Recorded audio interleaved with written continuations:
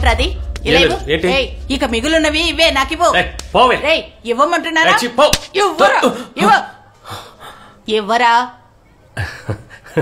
ఏంట్రో ఇవ్వమంటున్నానా? రే ఆగురా, ఓ డబ్బులు నాకు ఇవ్వమంటున్నానా? రే సచ్చినోడా, అలాగే పై చావు.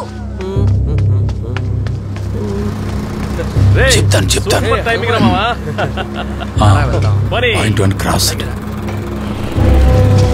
నువ్వు ఇక్కడే ఉండు, నేను వెళ్ళి మాట్లాడొస్తాను. ఏంటక్క కస్టమర్ దొరికాడా?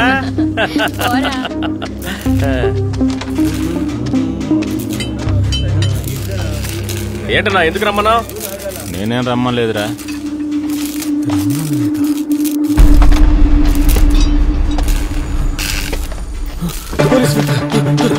పాయింట్ వాడి ఇక్కడి నుంచి రోడ్డు వైపు పరిగెత్తాడు.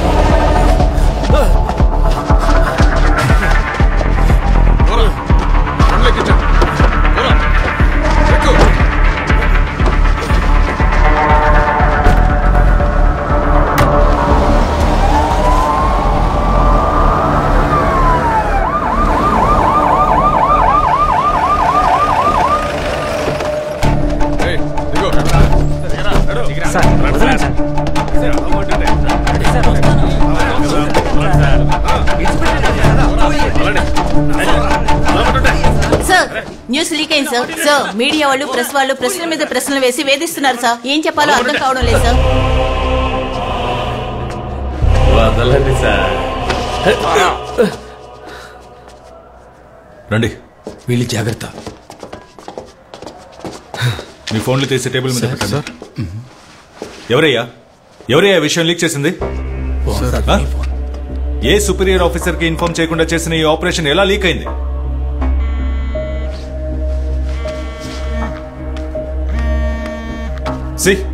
DIG call. నేనేం సమాధానం చెప్పాలి? దీని సీరియస్నెస్ తెలియని మీలాంటి వాళ్లతో మూర్తి రేపు హెడ్ క్వార్టర్స్ నుంచి ఫోర్స్ ని పంపించమని చెప్పండి. అలాగే sir. And be alert. From what we know, all the 4 culprits have been captured by the investigative team from near Shivraj Pet colony. 24 days after the crime happened, the police team headed by ACP Sachin Kumar has finally managed to arrest the criminals. ఏంట్రా ఇక్కడ కూర్చున్నావు? అక్కడికి రావచ్చు. Just game చూస్తున్నారా?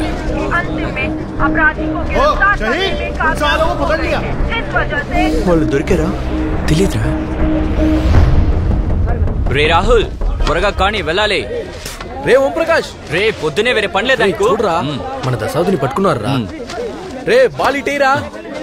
రే ఇటు పక్కరా. రే రామ్నగర్ కేసులో 4. రే వీడి మొన్నోడేగా. ఏ అవునరా, ఇది కాదు దీనికి మించే చేస్తారు వాళ్ళు. పార్టీ ఓడే కదా, ఎలాగైనా బయటకు వస్తాడు.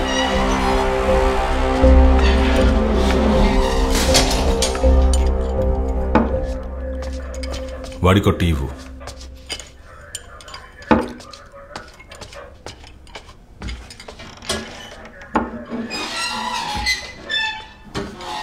మీ నలుగురు కలిసి ఇది చేశారు. దానికి సంబంధించిన మొత్తం ఎవిడెన్స్ ఉంది. దీని గురించి నువ్వేమంటావు? ఆధారాలు ఉన్నాయా సార్? అయితే మరి చంపేయండి. లేట్ ఎందుకు మరి? ఏంది సార్ ఇంత దారుణానికి ఒడికట్టారే? తనకి మీకు ఇంతకు ముందేదైనా విరోధం ఉందా? తెలీదు సార్, నాకేం తెలీదు సార్. నేనేమీ చేయలేదు సార్. सच बोलेगा तो हम तुम्हें बचा सकते हैं. आप कुछ भी पूछिए साहब, हम सच बताने वाला नहीं.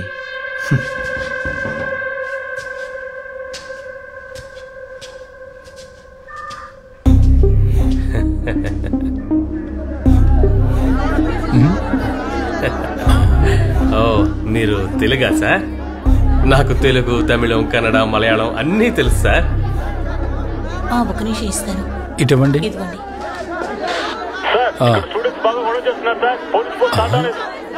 ఈ కేసు రుజువు అయితే 14 ఏళ్ళు శిక్ష పడుతుంది. నీకు ఓకేనా? ఏంది 14 ఏళ్ళ? ఇలాంటి కేసు పూర్తవడానికే 14 ఏళ్ళు అవుతుంది. ప్లీజ్ సార్ పనిలో ఉన్నారు, ఇస్తాను ఉండండి.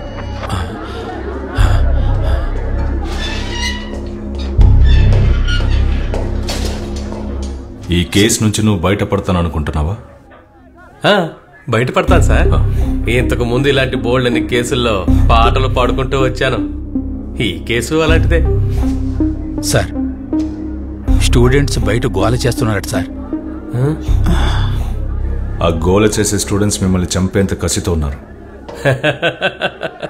తెలుసు సార్, మేము ఇప్పుడు ఫేమస్ కదా. ఫేమస్ అయిన వాళ్ళని చూడడానికి జనం వస్తారు, గోల చేస్తారు. చెప్పాలంటే మేం మాత్రమే కాదు, ఇప్పుడు మీరు ఫేమస్ అయిపోయారు కదా. సార్ ఒక సిగరెట్ ఇవ్వండి సార్.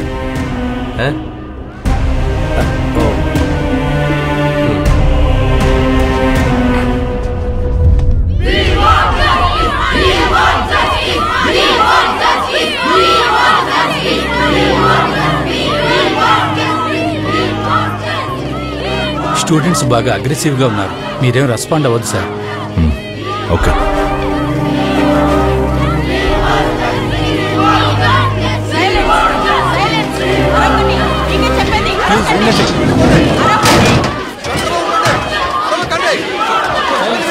సైలెన్స్ సైలెన్స్ సైలెంట్ గా ఉండండి. సైలెన్స్. మీతో మాట్లాడడానికి వచ్చాం, కాస్త సహకరించండి.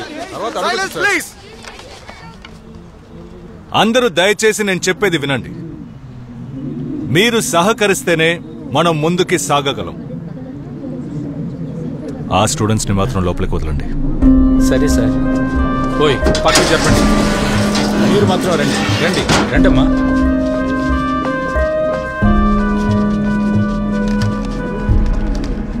మీరు వాళ్ళని అరెస్ట్ చేసి 48 గంటలైంది సార్. ఇంకా మమ్మల్ని అందరినీ సైలెంట్ గా ఉండమంటే we are not ready to buy that.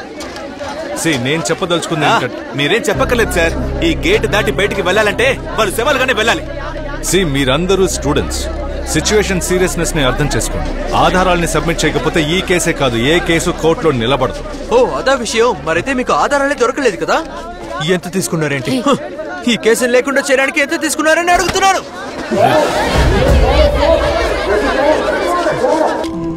DGP నాకు కాల్ చేశారు.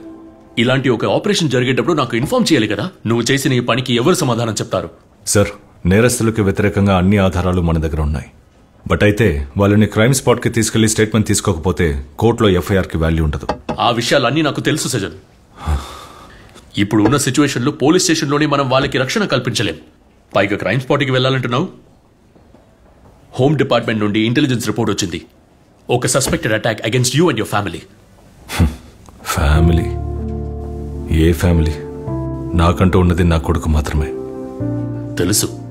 ఇటువంటి పరిస్థితిలో if required you can take a leave from this now. నీ మీద నా అభిమానంతోనే చెప్తున్నాను. DGP has given the word. ఇలా జరగడం ఫస్ట్ టైం ఏం కాదు కదా సార్. ఇప్పుడు నన్ను మార్చాలని పట్టుపట్టిన వాళ్లతో ఈ కేసుని విచారించడానికి సమయం కావాలని నేను అడిగినట్టు చెప్తారా? It's my request.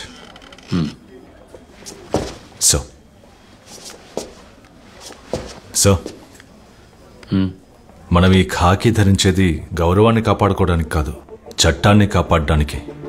నా ఒంటి మీద ఈ యూనిఫామ్ ఉన్నంత వరకు నేను చట్టాన్ని కాపాడుతాను.